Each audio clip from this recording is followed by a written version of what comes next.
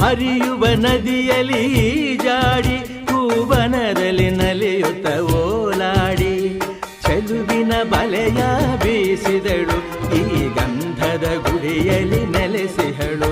ಇದು ಯಾರ ತಪಸ್ಸಿನ ಫಲವೋ, ಈ ಗಂಗಳು ಮಾಡಿದ ಪುಣ್ಯವೋ? ಆಹಾ,